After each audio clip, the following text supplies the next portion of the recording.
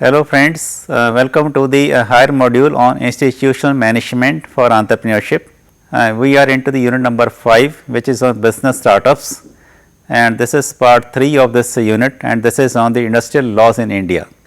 And this we shall be discussing the Sale of Goods Act 1930. The Sale of Goods Act 1930 is the law that governs the sale of goods in all parts of India.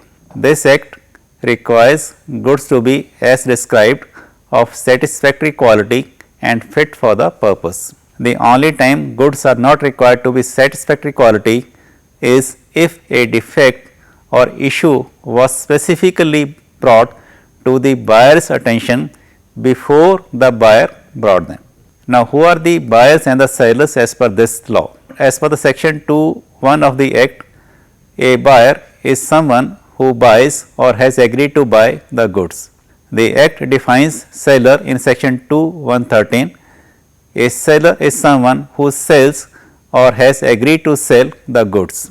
So, as per the act, even the persons who agree to buy or sell is qualified as a buyer or a seller.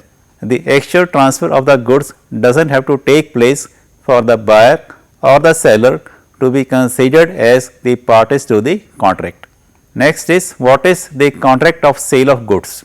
Section 4 of the Sale of Goods Act defines the term sale, an agreement to sell, as a contract of sale of goods is a contract whereby the seller transfers or agrees to transfer the goods to the buyer for a price.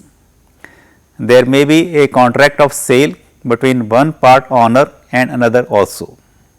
Now, regarding the definition of the goods, the act defines the term goods in its section 2(7) as all types of movable property, that is every kind of movable property other than the actionable claims and the money.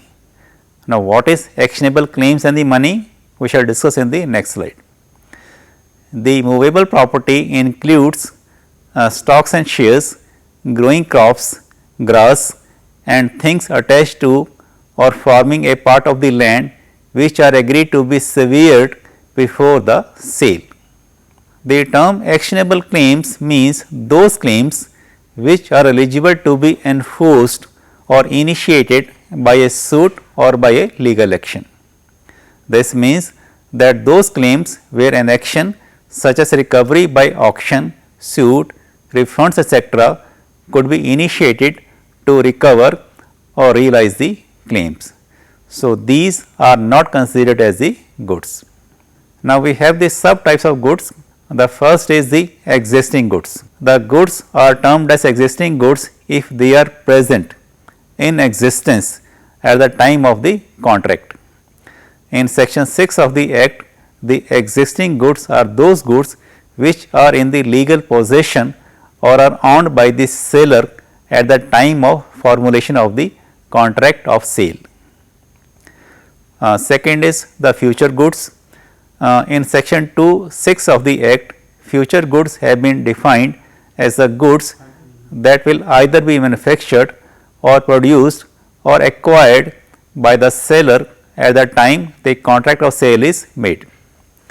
The contract for the sale of future goods will never have the actual sale in it. It will always be an agreement to sell.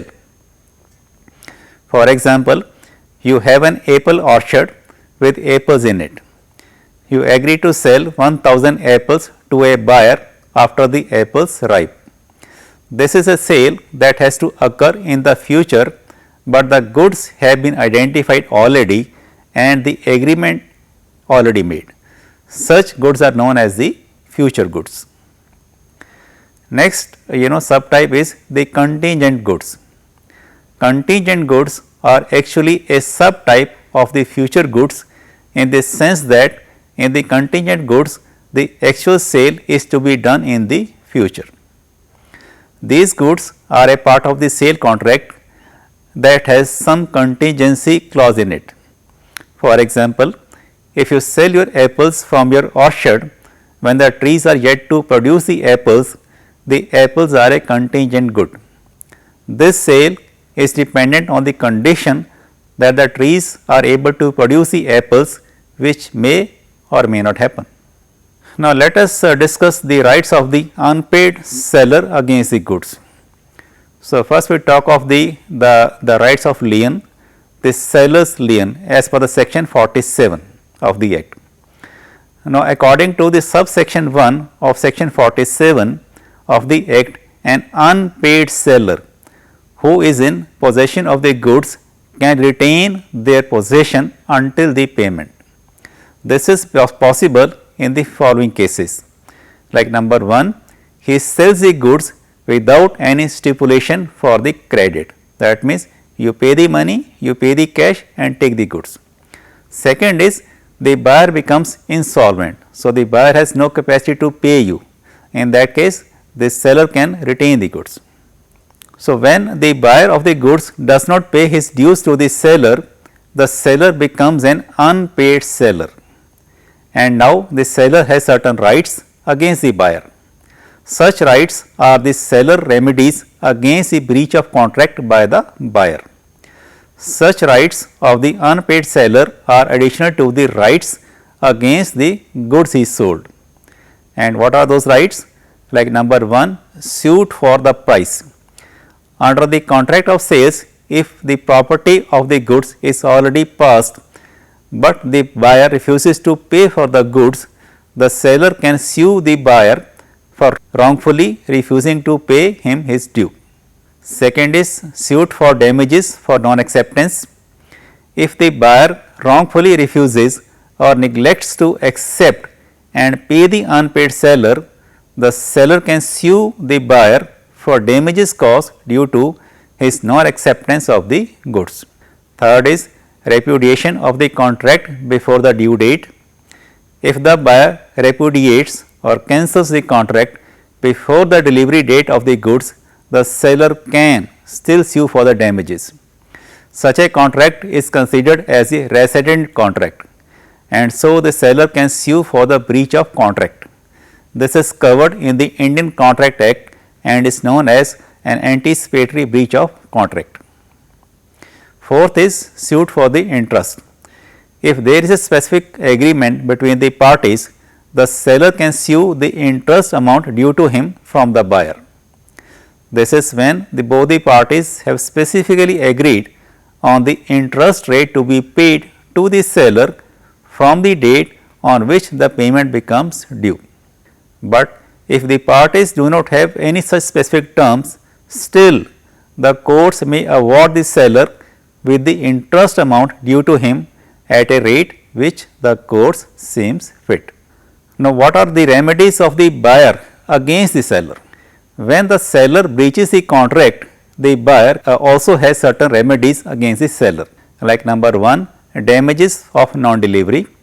In this, if a seller wrongfully or neglectfully refuses to deliver the goods to the buyer, then the buyer can sue for non-delivery of the goods under section 57 of the Act. Secondly, suit for the specific performance. It means, if the seller commits a breach of contract, the buyer can approach the court to ask the seller for specific performance. The court, after deliberations, can command the seller for specific performance. One important point to be kept in mind is that this remedy is only available if the goods are ascertained or specific. Now, what are ascertained goods? This is a type of goods not defined by the law, but by the judicial interpretation. This term is used for specific goods which have been selected from a larger set of the goods. And what are specific goods? These are those goods that are identified and agreed upon when the contract of sale is formed. For example, you want to sell your car online, you put an ad with its picture and information, a buyer agrees to the sale and a contract is formed. The car in this case is a specific good. So, the next remedy is suit for the breach of warranty, and next is repudiation of the contract. So, if the seller repudiates the contract or cancels the contract, the buyer does not have to wait until the date of the contract. He can treat the contract as rescinded and sue for the damages immediately. This will be an anticipatory breach of the contract. So, that is all for this specific law or the act. We shall be discussing more about the laws in our future videos, and for getting more details about these laws or the acts, please refer to the online content. Thank you.